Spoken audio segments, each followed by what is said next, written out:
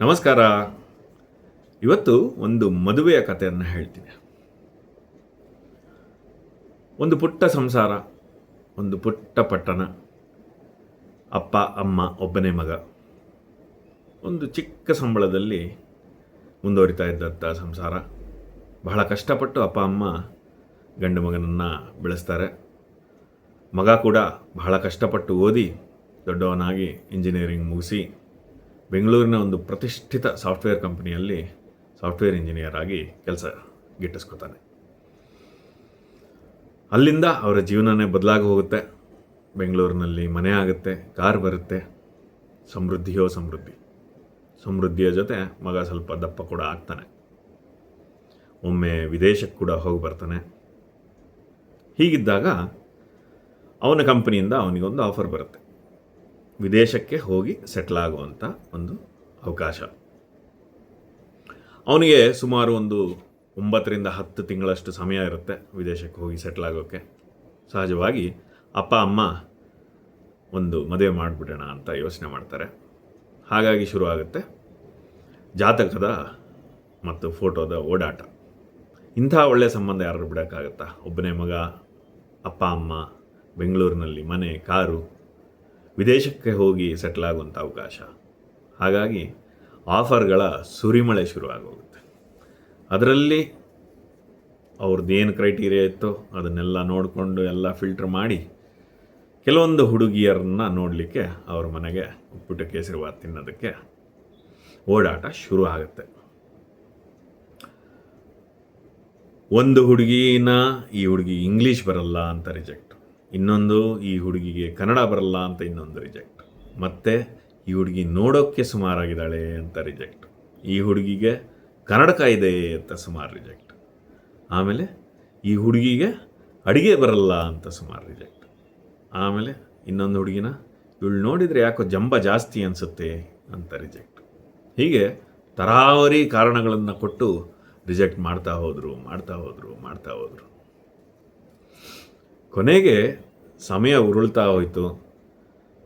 ಚಿಂತೆ ಶುರುವಾಯಿತು. ಹಿತೈಷಿಗಳೆಲ್ಲ ಹೇಳೋಕ್ಕೆ ಶುರು ಮಾಡಿದೆ, ಏನ್ರಿ ಹಿಂಗೆ ಮಾಡಿದ್ರೆ ಏನು ಮದುವೆ ಆಗುತ್ತೆ ನಿಮ್ಮ ಮಗಂದು ಅಂತ.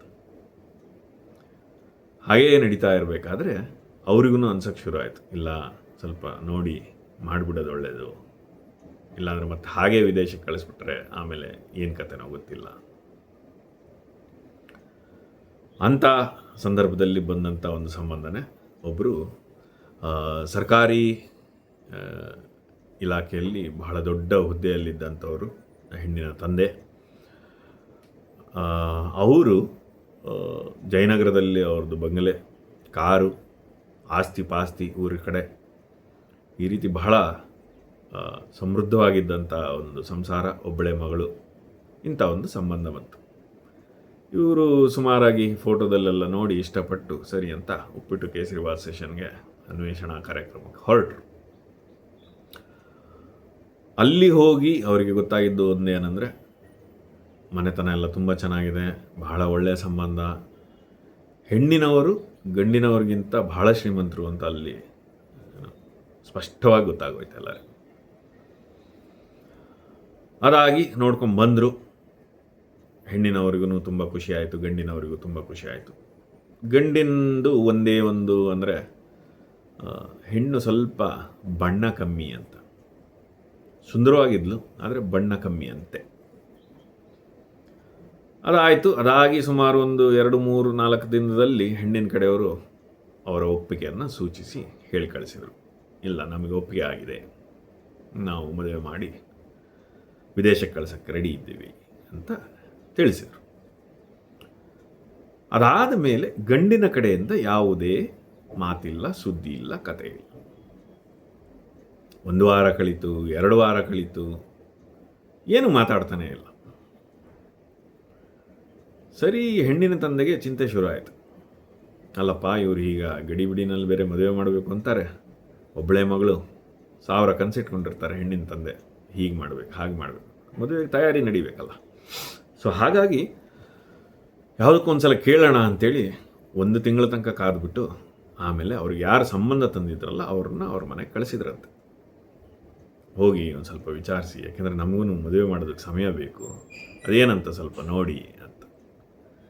ಸರಿ ಅಂತ ಅವ್ರು ಹೋಗಿ ಅವ್ರ ಮನೆಯಲ್ಲಿ ಕೂತು, ಹೀಗಿದೆ, ಅವ್ರಿಗೂ ಸಮಯ ಬೇಕಾಗುತ್ತೆ, ಹಾಗಾಗಿ ದಯವಿಟ್ಟು ಸ್ವಲ್ಪ ಬೇಗ ತಿಳಿಸಿ ಅಂತ ಅವ್ರನ್ನ ಕೇಳ್ಕೊಂಡಿದ್ದಾರೆ.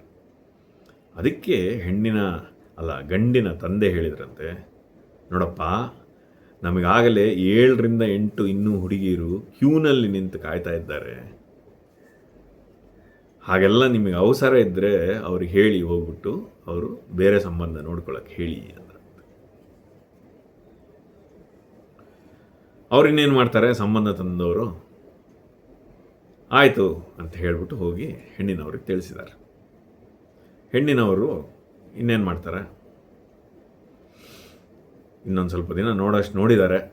ಆ ಮಾತನ್ನು ಕೇಳೇನೆ ಯಾರಿಗೂ ಏನು ಅನಿಸಿರುತ್ತೆ, ಸರಿ ಏನೋ ಒಳ್ಳೆಯ ಸಂಬಂಧ ಅಂತೇನೋ ಕಾದಿರ್ಬೋದು. ಅದಾದಮೇಲೆ ಆ ಮದುವೆ ಮುರಿದು ಬಿತ್ತು. ಆ ಪುಣ್ಯಾತ್ಮರು ಒಂದು ಹೆಣ್ಣಲ್ಲಿ ಏನು ಹುಡುಕ್ತಾ ಇದ್ರು ಅನ್ನೋದು ಗೊತ್ತಿಲ್ಲ, ಅಥವಾ ಅಂಥ ಹೆಣ್ಣನ್ನು ಭಗವಂತ ಏನು ಸೃಷ್ಟಿ ಮಾಡಿದ್ನೋ ಇಲ್ಲೋ ಅನ್ನೋದು ಗೊತ್ತಿಲ್ಲ.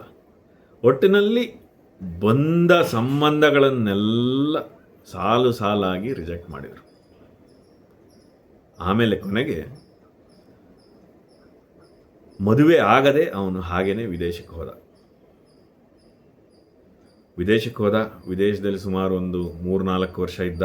ಅವಾಗವಾಗ ಬಂದು ಹೋಗಿ ಮಾಡ್ತಾ ಇದ್ದ. ಆದ್ರೂ ಆ ಸಮಯದಲ್ಲಿ ಇದೇ ರೀತಿ ಮಾಡಿಕೊಂಡು ಯಾವುದೇ ಮದುವೆ ಸೆಟ್ ಆಗಲಿಲ್ಲ. ಅದಾಗಿ ಇವತ್ತಿಗೆ ಸರಿ ಸುಮಾರು 15 ವರ್ಷ ಕಳೆದಿದೆ. 15 ವರ್ಷ ಆದಮೇಲೂ ಅವನಿಗಿನ್ನೂ ಮದುವೆ ಆಗಿಲ್ಲ.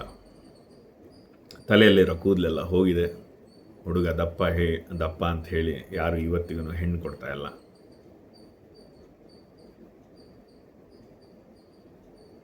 ಇದು ಅವನ ಜೀವನದ ಕತೆ.